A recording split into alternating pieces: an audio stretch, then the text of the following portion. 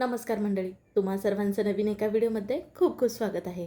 आता तुम्ही म्हणाल तेलामध्ये मॅगी टाकून ही कुठली रेसिपी, पण ही रेसिपी जर एकदा करून खाऊ घातलात ना तर तुम्हाला म्हणतीलच काय ती रेसिपी, काय ती टेस्ट आणि पुन्हा हट्ट धरतील की हीच रेसिपी करून दे म्हणून. आता ही रेसिपी नेमकी काय असेल, व्हिडिओ मात्र कुठे स्किप न करता शेवटपर्यंत बघा. चला मग सुरुवात करूया. सुरुवातीला बघा, एक इथं घेतलेलं आहे मॅगीचं पॅकेट बरं का. मॅगीचा मसाला आहे तो बाजूला काढून ठेवला आहे, तो आपल्याला पुढे लागणार आहे. पुढे कुठे वापरायचं सांगतेच. मॅगीचा इथं आपल्याला चुरा भुगा करून घ्यायचा नाही, ही आपल्याला मॅगी तळून घ्यायची आहे. तर त्याच्यासाठी गॅसकडे वळूयात. तर गॅसवरती कढईमध्ये बघा तेल गरम व्हायला ठेवलं होतं. तेल चांगल्या प्रकारे गरम झालं आहे. मग अख्खीच हाय अशी मॅगी ना आपल्याला ह्या तेलामध्ये सोडायची आहे आणि तळून घ्यायची आहे. आता तुम्ही म्हणाल मॅगी तळून घेतल्यामुळे काय होतं, मॅगी ही तळून घेतल्यानंतर ना मस्त कुरकुरीत अशी होते बरं का, म्हणून मॅगी ही तळून घ्यायची आहे. आता म्हणाल तुम्ही तशी वापरली तर चालेल का, तर बिलकुलसुद्धा तशी वापरू नका. तुम्हाला मी पुढे दाखवतेच मॅगी ही किती कुरकुरीत होते. मॅगीचा चांगला सोनेरी रंग येऊसपर्यंत अलटी पलटी करून आपल्याला मंद आचेवरती ना चांगली तळून घ्यायची आहे. बघा पूर्ण असा तांबूस तांबडा रंग यायला हवा अशी आपली मॅगी तळून झाली की आपण बाजूला काढूयात. जास्त तेल वगैरे बिलकुलसुद्धा लागत नाही. चला आता आपण एक इथं मिश्रण करणार आहोत. त्याच्यासाठी इथं मोठं भांडं घेतलं आहे आणि आपल्याला लागणार आहे रवा. तर इथं बारीक रवा घेतला आहे पाऊण कप इतका. मोठा रवा असेल तर एकदा मिक्सरला फिरून घ्या, मग तो तुम्ही इथे वापरू शकता. पाऊण कप इतका रवा घेतला आहे बघा. रवा अगोदरच का नाही चाळून निवडून साफ करून घेतलेला आहे. आता पाऊण कप रव्यासाठी पाव वाटी इतकं दही घेतलं आहे बघा. दही आंबट घ्यायचं नाही बरं का. जर आंबट दही असेल तर जरा कमीच वापरा. थोडंसं चवीसाठी पीठ घालायचं आहे. आणि आता आपल्याला काय करायचं हे मिसळून घ्यायचं आहे बरं का. जर तुमच्याकडे दही नसेल, दहीच्या ऐवजी ताक असेल ते वापरलात तरीसुद्धा चालेल.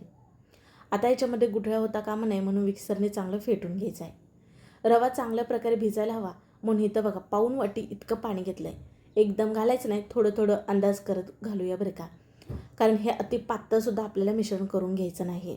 तर तुम्ही म्हणाल रव्याच्या ऐवजी दुसरा आपण इथं कशाचा वापर करू, तर इडलीचं मिश्रण असतं ना त्याच्यापासून सुद्धा तुम्ही हा पदार्थ करू शकता. म्हणजे ना आपल्याला ह्याचा बेस करायचा आहे.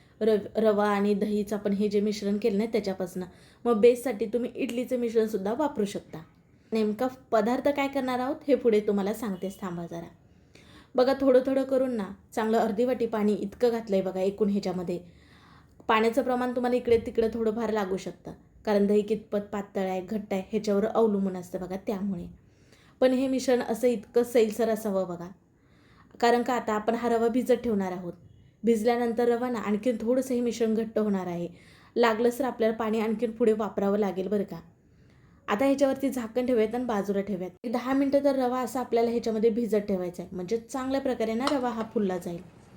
तोपर्यंत बघा आपण जी मॅगी तळून घेतली होती ना त्याचा आपल्याला चुरा करून घ्यायचा, भुगा करून घ्यायचा. त्यालासुद्धा ना मोठे तुकडे राहता कामा नाही. चांगली जशी शेव असते का नाही तसा अगदी चुरा करून घ्यायचा आपल्याला ह्याचा बरं का.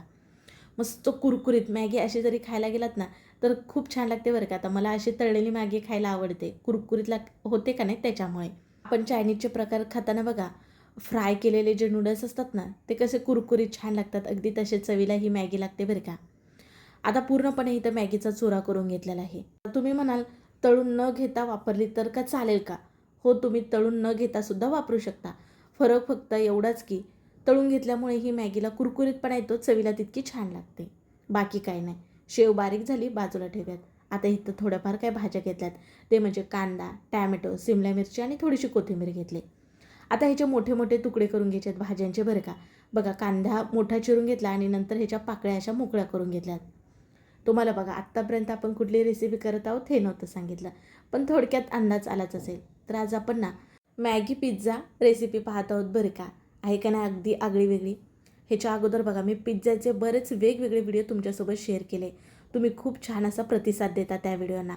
अतिशय पौष्टिक अगदी आपण गव्हाच्या पिठाचे त्याचबरोबर मुगाचा बेस करून असे वेगवेगळ्या प्रकारचे आपण पिझ्झाचे प्रकार पाहिले. ह्यांचे व्हिडिओसुद्धा आपल्या चॅनलवरती अपलोड आहेतच, पाहायला विसरू नका. आज जरा आपण वेगळी अशी पिझ्झाची रेसिपी पाहत आहोत बरं का, तेही मॅगी फ्लेवरची. घेतलेल्या भाज्या बारीक अशा रफली चिरून घेतल्यात, आता बाजूला ठेवूयात. बघा तोपर्यंत 10 मिनटं झालेत. रवासुद्धा चांगल्या प्रकारे फुललेला आहे बघा आणि घट्ट झाले. अजून आपल्याला पाणी थोडंफार लागेल, पुढे वापरूया. तोपर्यंत इथं बघा जी मॅगी आपण तळून चुरा केलेला होता ना त्याचा अर्धा चुरा घातलेला आहे, म्हणजे पाऊण भाग इतका चुऱ्याचा घातला आहे आणि थोडासा चुरा ठेवला आहे. पुढे कुठे वापरायचा तुम्हाला सांगतेच. आणि बारीक चिरलेली कोथिंबीर घातली. आता हे सर्व मिसळून घेऊयात आपण. ह्याच्यामध्ये आपल्याला सोडा, इनो बिलकुलसुद्धा काहीच वापरायचं नाही. आता हे जरा घट्ट आहे का नाही, जरा सैलसर असावं, कारण ह्याचा आपण बेस करत आहोत. मग आपल्याला पॅनवरती हे घालायला यावं ना, म्हणून जरा सैलसर केलं. अति जास्त पातळ करायचं नाही, नाहीतर भाजायला वेळ लागतो. शिवाय नीट नाही भाजलं तर आतून जर आहे ना बेस ओलसर राहतो. त्याच्यामुळे ना अति जास्त पातळ करायचं नाही, असं ठेवायचं. बघा आता तुम्हाला इथं मी दाखवलंच. आता चला गॅसकडे वळूयात. तर गॅसवरती बघा पॅन ठेवला आहे आणि थोडंसं इथं मी तेल लावून घेत आहे. तेल नसेल वापरायचं तुम्हाला तर तूप वापरू शकता किंवा बटर वापरू शकता. आणि आता आपण जो बेस केला ना रव्याचा, तो सगळीकडे असा पसरून घ्यायचा आहे. अति जाड नसावं बरं का, अगदी मीडियम टाईपचा असावा. अति जर जाड झाला बेस हा खालचा तर भाजायला वेळ लागतो बघा, त्यामुळे. आणि अगदी पातळसुद्धा ठेवायचं नाही, मीडियम टाईपचा असा आपला बेस झाला आहे बघा. कडेने का नाही इथं तेल सोडून घ्यायचं आहे आपल्याला.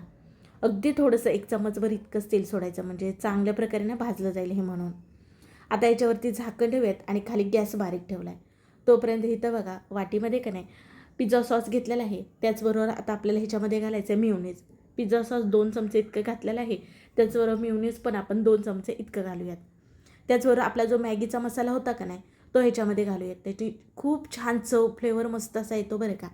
आणि हे सर्व फटाफट असं मिसळून घेऊयात. ह्याच्या अगोदर आपण कुठलाही सॉस न वापरता पिझ्झाचे प्रकार पाहिलेलेच आहेत बरं का. शिवाय मी अप्पेपात्रामध्ये छोट्या पुऱ्या करून त्याच्यामध्ये पिझ्झा केला, तो व्हिडिओसुद्धा तुम्हाला फार आवडला. सध्या तो व्हिडिओ आपला व्हायरलमध्ये आहे बरं का. आणि इथं बघा मॅगी फ्लेवरचा आपला इथं हा पिझ्झाला लावण्यासाठी सॉस तयार झाला. चला गॅसकडे वळूयात. तर बघा वरली बाजू इथं सुकल्यासारखी तुम्हाला दिसतच असेल. शिवाय बघा मी जरा ना कडा सोडून पाहिलं खाल्ल्या बाजूला तर चांगली खाल्ली बाजूनं भाजलेली आहे. शिवाय बघा मोकळं झालं ना तर समजायचं चांगली भाजले. मग आता वरती डिश ठेवून असं पलटी करून घेतले बघा. पुन्हा खाल्ल्या बाजूला नाही तर तेल लावून घेतले पॅनला. आणि हा बेस आता आपण ह्याच्यावरती घालूयात, म्हणजे खाल्ल्या बाजून पण भाजला जाईल. बघा खाल्ली बाजू वर घेतले, चांगल्या प्रकारे भाजलेले आहे. आता आपण तयार केलेला मॅगी फ्लेवरचा जो सॉस होता ना, तो घालून सगळीकडे असा पसरून घ्यायचा आहे. ह्याच्यामुळे ना टेस्ट, फ्लेवर छान येतो मॅगीचा. तुम्ही म्हणाल मॅगी खाणं योग्य नाही किंवा मॅगीचा मसाला खाणं योग्य नाही, पण कधी तर खायला काहीच हरकत नाही. तुम्ही डाएटवर असाल पण एखादा दिवस चीट करू शकता, काही हरकत नाही बरं का. शिवाय आपल्या चॅनलवरती पौष्टिक पिझ्झाच्या रेसिपी तर आहेतच. आता बघा सगळीकडे हा सॉस लावून घेतला की वर नाही तर मी चीज जे आहे ते खिसून घेत आहे बरं का, कारण चीज म्हणलं की मुलांना फार आवडतं. भरपूर असं चीज हे खिसून घेतलं बघा. चीजच्या क्यूब किंवा चीजच्या स्लाईस भेटतात, तुम्हाला जे कुठलं चीज भेटेल ते वापरू शकता. नंतर बघा कांद्याचे आपण असे चौकोनी तुकडे केले होते का नाही, ते ठेवून घ्यायचे आहेत. अगदी तुम्ही लांबटसुद्धा कांदा कापू शकता. भरपूर असं सगळीकडे ठेवून घेतला आहे कांदा. त्याचबरोबर टॅमॅटोचे सुद्धा आपण चौकोनी तुकडे केले होते, तर तो टॅमॅटोसुद्धा ठेवून घेऊयात. त्याचबरोबर इथं सिमला मिरचीचे पण चौकोनी तुकडे केले ते सुद्धा ठेवून घेऊयात. अगदी तुमच्याकडे स्वीट कॉर्न असेल ते सुद्धा ठेवू शकता. पनीर असेल त्याचेसुद्धा छोटे छोटे काप करून ठेवू शकता. वरून भरभरून असं पुन्हा चीज हे खिसून घ्यायचं, कारण पिझ्झा म्हणलं की चीजशिवाय मजा नाही. तुम्हाला सर्व पौष्टिक पिझ्झाच्या रेसिपी हव्या असतील ना तर डिस्क्रिप्शन बॉक्समध्ये मी लिंक देईल बरं का, पाहायला विसरू नका.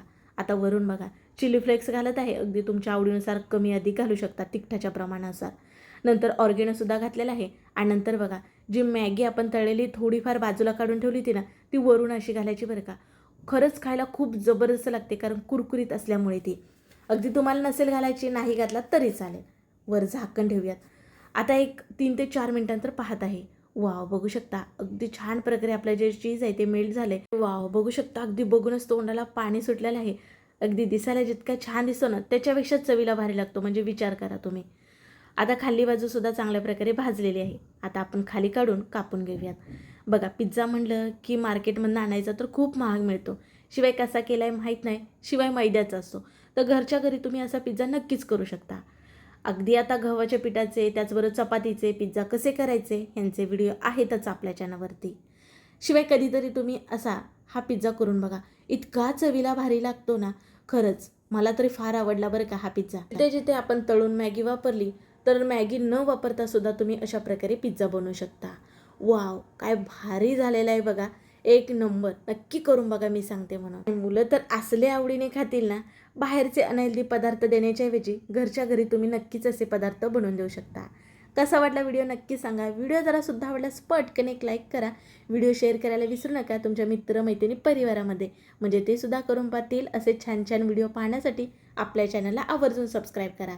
चला मग पुन्हा भेटू अशा नवीन एका छान व्हिडिओसोबत. तोपर्यंत बाय बाय.